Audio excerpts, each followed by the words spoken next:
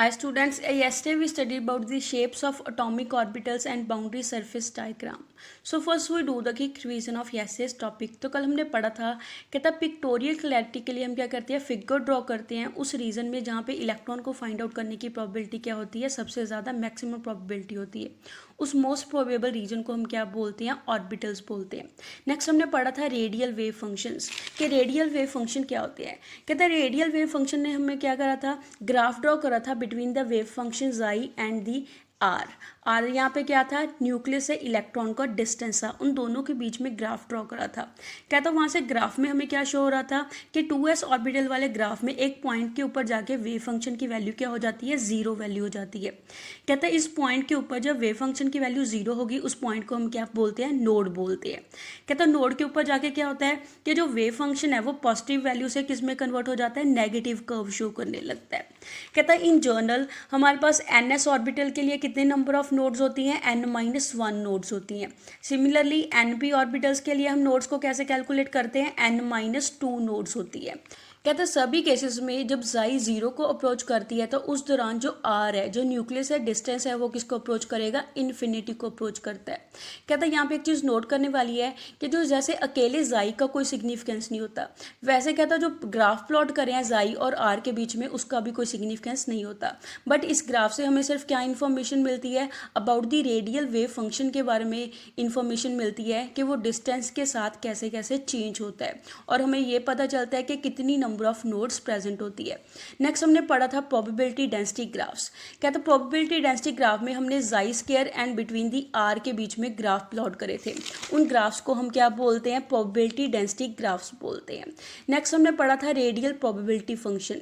Radial probability function में हमने पढ़ा था, कहता अगर हमें डिटर्मिन करनी हो टोटल प्रोबेबिलिटी एक छोटे से रीजन में तो हम क्या करेंगे, जो हमारे पास जाई स्क्वायर है उसको किसके साथ मल्टीप्लाई कर देते हैं, उस छोटे से रीजन की जो स्मॉल वॉल्यूम है उसके साथ मल्टीप्लाई कर देते हैं।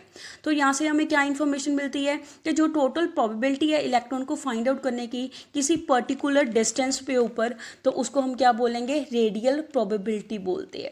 कहते हैं जो रेडियल प्रोबेबिलिटी है उसको हम किसके अगेंस्ट ग्राफ ड्रॉ करते हैं, डिस्टेंस आर के बीच में ग्राफ ड्रॉ करते हैं कि उसका इलेक्ट्रॉन का न्यूक्लियस से कितना डिस्टेंस है। यहाँ पे जो पीक शो होती है हमारे पास ग्राफ में वो क्या डिनोट करती है कि उस पॉइंट के ऊपर, उस डिस्टेंस के ऊपर इलेक्ट्रॉन को फाइंड आउट करने की प्रोबेबिलिटी क्या होती है, सबसे ज़्यादा मैक्सिमम प्रोबेबिलिटी होती है, और उसके कॉरस्पॉन्डिंग जो आर की वैल्यू होगी उसको हम क्या बोलते हैं, रेडियस ऑफ मैक्सिमम प्रोबेबिलिटी बोलते हैं। नेक्स्ट हमने पढ़ा था, क्या था नोड के ऊपर क्या होता है, नोड के ऊपर इलेक्ट्रॉन को फाइंड आउट करने की प्रोबेबिलिटी बिल्कुल क्या होती है, जीरो प्रोबेबिलिटी होती है। नेक्स्ट हमने पढ़ा था बाउंड्री सरफेस डायग्राम्स और शेप्स ऑफ ऑर्बिटल। कहता है जो हम ग्राफ ड्रॉ करें हैं वहाँ से हमारे पास ऑर्बिटल की शेप कौन सी होती है, जिसमें हमने पढ़ी थी एस ऑर्बिटल, पी ऑर्बिटल और डी ऑर्बिटल की शेप्स के बारे में पढ़ा था। कहता है जो एस ऑर्बिटल की शेप होती है वो क्या होती है, स्फेरिकल शेप होती है, वो क्या होती है, सिमेट्रिकल होती है, नॉन डायरेक्शनल होती है। ऐसे ही कहता है जो पी ऑर्बिटल है, पी ऑर्बिटल कितने टाइप की होती है, 3 टाइप की होती है। दैट इज एक हमारे पास पी एक्स होता है जो एक्स एक्सिस के अलॉन्ग लाई करता है, दूसरा ऑर्बिटल होता है पी वाई ऑर्बिटल जो वाई एक्सिस के अलॉन्ग लाई करता है, third one is P Z orbital जो जेड एक्सिस के अलॉन्ग क्या करता है, लाई करता है। ऐसे ही हमने डी ऑर्बिटल की शेप पढ़ी थी। डी ऑर्बिटल की शेप क्या होती है, डबल डम्बल शेप होती है। जो फर्स्ट ऑर्बिटल होता है वो क्या होता है, डी एक्स वाई, मीन्स वो एक्स वाई एक्सिस के अलॉन्ग लाई करता है। जो सेकंड ऑर्बिटल होता है डी वाई जेड, वो वाई जेड एक्सिस के अलॉन्ग लाई करता है। और जो थर्ड है डी जेड एक्स, वो जेड एक्स एक्सिस के अलॉन्ग लाई करता है। और जो फोर्थ है D X square minus Y square. कहता है जो D X square minus Y square है वो क्या करता है, जो डी एक्स वाई ऑर्बिटल है उसे क्या करता है, 45 डिग्री की ओरिएंटेशन शो करता है। लास्ट हमने पढ़ा था D Z square orbital. D Z square orbital में क्या होती है, डबल लोब होती है हमारे पास, और आसपास में क्या होती है, एक रिंग बनी होती है। उस रिंग में इलेक्ट्रॉन को फाइंड आउट करने की प्रोबेबिलिटी क्या होती है, सबसे ज़्यादा मैक्सिमम प्रोबेबिलिटी होती है। नेक्स्ट हमने पढ़ा था energy level diagram for electron in an atom, कि एटम के अंदर इलेक्ट्रॉन के लिए हम एनर्जी लेवल डायग्राम को कैसे ड्रॉ करते हैं। कहते हैं जो डिफरेंट एनर्जीज होती हैं हर एक ऑर्बिटल की उसको हम एक अरेंजमेंट में शो करते हैं, उस अरेंजमेंट को हम क्या बोलते हैं, एनर्जी लेवल डायग्राम बोलते हैं। कहता है जो हाइड्रोजन एटम की एनर्जी लेवल डायग्राम थी वहाँ से क्या शो हो रहा था, जो हमारे पास एनर्जीज है वेरियस ऑर्बिटल की वो किसके ऊपर डिपेंड करती है, एन की वैल्यू के ऊपर डिपेंड करती है। That means principal quantum number के ऊपर डिपेंड करती है, बट वो इंडिपेंडेंट किसकी होती है, एजीमुथल क्वांटम नंबर के इंडिपेंडेंट होती है, एल की वैल्यू के ऊपर डिपेंड नहीं करती। जिसमें हमने पढ़ा था, कहता अगर हमारे पास एक एनर्जी शेल है उसमें में अंदर जितने भी नंबर ऑफ सबशेल होंगे सभी की एनर्जी क्या होती है, हाइड्रोजन के केस में सेम होती है।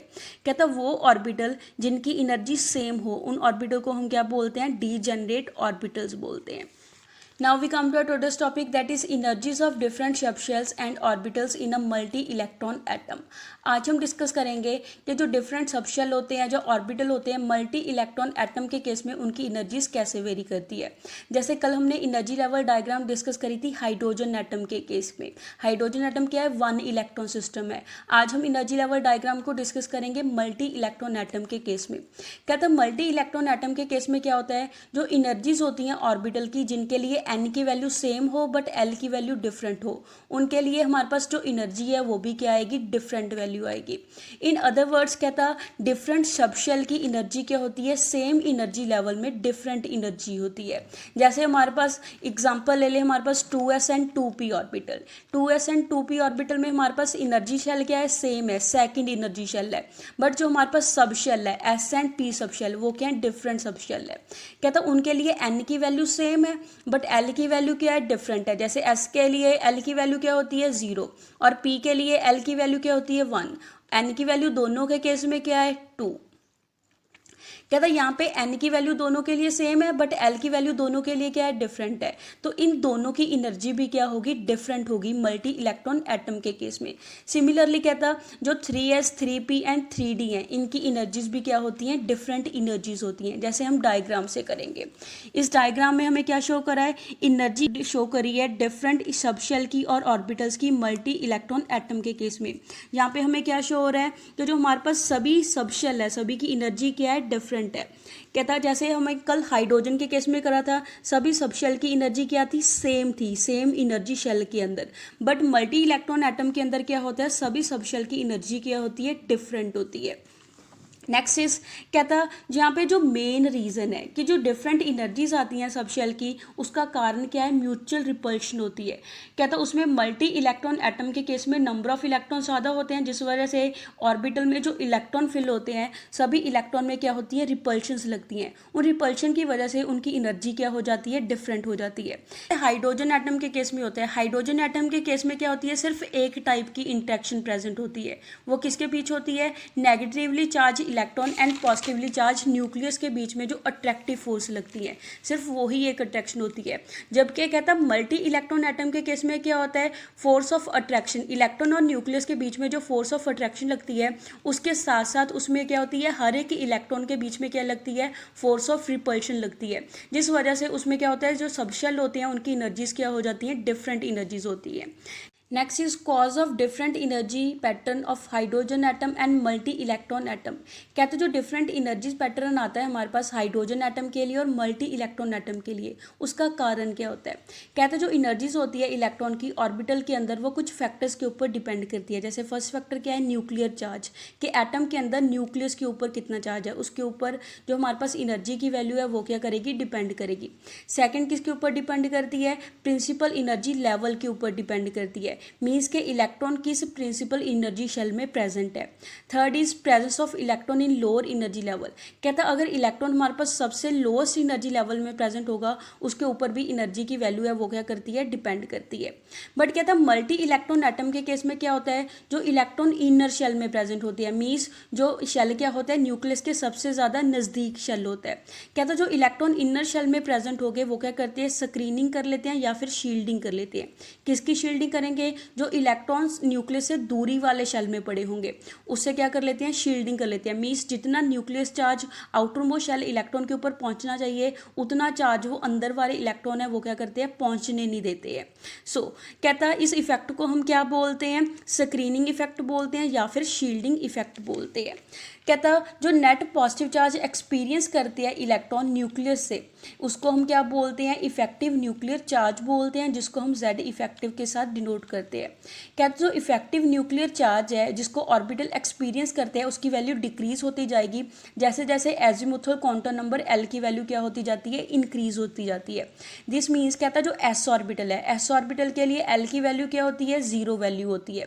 कहता है S ऑर्बिटल है वो ज़्यादा टाइटली बाउंड होगा न्यूक्लियस के as comparison to p orbital के, बिकॉज p ऑर्बिटल के लिए L की वैल्यू इंक्रीज हो जाती है, दैट इज L की वैल्यू कितनी होती है, 1 वैल्यू होती है।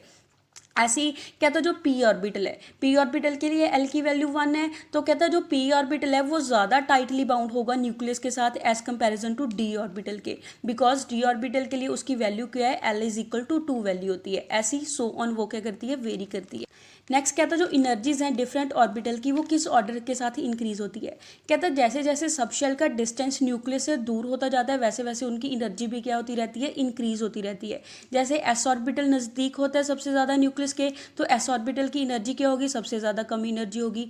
ऐसे जो पी ऑर्बिटल है, पी ऑर्बिटल क्या होता है, ज़्यादा टाइटली बाउंड होता है as comparison to D orbital के न्यूक्लियस के साथ, जिस वजह से पी की एनर्जी कम होती है और डी की एनर्जी क्या होती है, हायर एनर्जी होती है। ऐसे ये ट्रेंड क्या करता है, आगे फॉलो होता है। कहता फिगर से हमें कुछ पॉइंट्स क्लियर हो रहे हैं, जो हमने ये एनर्जी लेवल डायग्राम फिगर करी थी मल्टी इलेक्ट्रॉन एटम के केस में। तो कहता है इस फिगर से हमें कुछ पॉइंट्स क्लियर हो रहे हैं। कहता अगर हमारे पास एन की वैल्यू सेम हो बट एल की वैल्यू क्या हो, हायर वैल्यू हो, तो जैसे जैसे एल की वैल्यू हायर होती जाएगी for same value of n, तो उसके लिए एनर्जी की वैल्यू भी क्या होती जाती है, हायर एनर्जी होती जाती है। जैसे हम 2p ऑर्बिटल की एग्जांपल ले लें, 2p ऑर्बिटल के लिए एन की वैल्यू क्या है, 2 है, और एल की वैल्यू कितनी होती है, 1 होती है।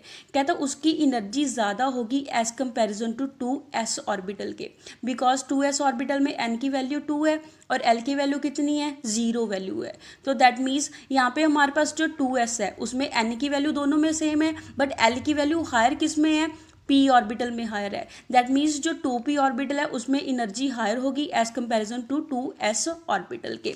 जैसे हम इस डायग्राम में भी शो हो रहा है कि हमारे पास 2s की एनर्जी कम है और जो 2p है वो कम पे है, हायर एनर्जी लेवल में क्या करता है, स्टैंड करता है।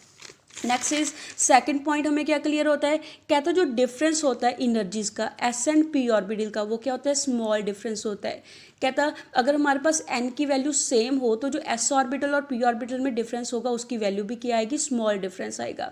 बट कहता जो डिफरेंस होता है पी और डी ऑर्बिटल का वो क्या होता है, लार्ज एनर्जी गैप होता है। जैसे हम इस डायग्राम से करेंगे, कहता है जैसे हमारे पास सेम एनर्जी शेल है, सेम एनर्जी शेल में हमारे पास एस और पी ऑर्बिटल में क्या है, एनर्जी गैप कम है। ऐसी 3s और 3p में भी एनर्जी गैप कम है। कहता बट जो 3p है और 3d है इसमें एनर्जी गैप क्या होता है, ज़्यादा एनर्जी गैप होता है। नेक्स्ट हमें क्या क्लियर होता है, कहता है कई केसेस में क्या होता है, जो सब लेवल्स होते हैं हायर एनर्जी शेल के वो क्या करते हैं, नीचे आते हैं, उनकी एनर्जी लो होती है, जबकि कई सब लेवल ऐसे होते हैं जिनकी एनर्जी लोअर होनी चाहिए थी वो कहाँ पे एग्जिस्ट करते हैं, हायर एनर्जी पे ऊपर एग्जिस्ट करते हैं।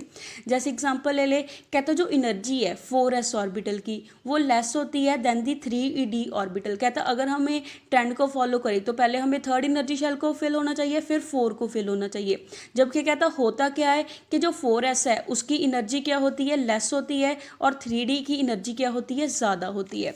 जैसे हम इस डायग्राम में करेंगे, जैसे कहता डायग्राम के अकॉर्डिंग होना क्या चाहिए था, पहले हमारे पास 3d आना चाहिए था, 4s बाद में आना चाहिए था।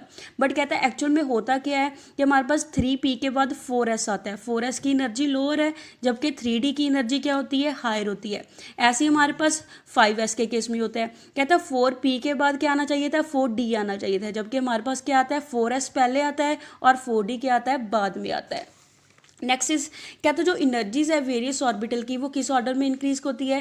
कहते सबसे पहले हमारे पास सबसे लोएस्ट एनर्जी लेवल कौन सा होता है, 1s होता है, फिर 2s, 2p, 3s, 3p, 4s, 3d, 4p, 5s, 4d, 5p, 6s, 4f, 5d, 6p and 7s। कहता है ऐसे जो एनर्जी शेल्स हैं उनकी एनर्जी क्या होती है, इंक्रीजिंग ऑर्डर में अरेंज करी गई है। Next is electronic configuration of atom. कहता जो एटम है उसकी इलेक्ट्रॉनिक कन्फिग्रेशन को हम कैसे लिखते हैं। कहते जो डिस्ट्रीब्यूशन होती है इलेक्ट्रॉन की डिफरेंट ऑर्बिटल के लिए उसको हम क्या बोलते हैं, उसकी इलेक्ट्रॉनिक कन्फिग्रेशन बोलते हैं। कहता है उसको रिप्रेजेंटेशन करने के लिए हम क्या करते हैं, सिंबल यूज करते हैं। जैसे कहता है ऑर्बिटल को हम किसके साथ डिनोट करते हैं, एक बॉक्स के साथ, स्क्वायर शेप के बॉक्स के साथ डिनोट करते हैं। और ऐसे ही कहता जो एरो है, इस बॉक्स के अंदर जो एरो है वो किसको डिनोट करता है, इलेक्ट्रॉन को डिनोट करता है। कहता अगर हमारे पास सिंगल इलेक्ट्रॉन होगा, सिंगल इलेक्ट्रॉन को हम डबल हेडेड एरो के साथ डिनोट करेंगे। तो एक ऑर्बिटल ऑर्बिटल के अंदर अगर हमें 2 इलेक्ट्रॉन की फिलिंग करनी है तो वो उन दोनों इलेक्ट्रॉन की स्पिन क्या होगी, ऑपोजिट स्पिन होगी। मींस एक क्लॉकवाइज डायरेक्शन में होगा, दूसरा किस डायरेक्शन में स्पिन करता है, एंटी क्लॉकवाइज डायरेक्शन में स्पिन करता है, जिसको हम किसके साथ डिनोट करते हैं, एक को एरो अप के साथ डिनोट करते हैं, दूसरे को एरो डाउन के साथ डिनोट करते हैं। नेक्स्ट इज क्या, तो जो डायरेक्शन है एरो की वो हमें क्या बताती है, स्पिन बताती है इलेक्ट्रॉन की, कि वो अपनी एक्सिस के लॉन्ग किस डायरेक्शन में स्पिनिंग कर रहा है, क्लॉकवाइज कर रहा है या एंटी क्लॉकवाइज स्पिनिंग कर रहा है। अल्टरनेटिवली क्या, तो जो इलेक्ट्रॉनिक कन्फिग्रेशन है उसको हम कैसे एक्सप्रेस करते हैं, जैसे हमने इन ऑर्बिटल इलेक्ट्रॉन को फिलिंग करा है, सपोज हमने एग्जांपल ले ली 3px1, कहता है यहाँ पे 3 किसको डिनोट करता है, थर्ड प्रिंसिपल शेल को डिनोट करता है, जिसके लिए n की वैल्यू कितनी है, 3 वैल्यू है। और p किसको डिनोट करता है, जिसके लिए l की वैल्यू 1 है, p सब शेल को डिनोट करता है। यहाँ पे px क्या है, px ऑर्बिटल है जो p सब शेल के अंदर लाई करता है। यहाँ पे जो 1 लिखा है, 1 किसको डिनोट करता है कि p सब शेल के अंदर हमारे पास कितने नंबर ऑफ इलेक्ट्रॉन फिल है, 1 इलेक्ट्रॉन फिल है। कहता इलेक्ट्रॉन की फिलिंग करने के लिए हम कुछ प्रिंसिपल्स को क्या करते हैं, फॉलो करते हैं। इन प्रिंसिपल्स को हम नेक्स्ट वीडियो में डिस्कस करेंगे।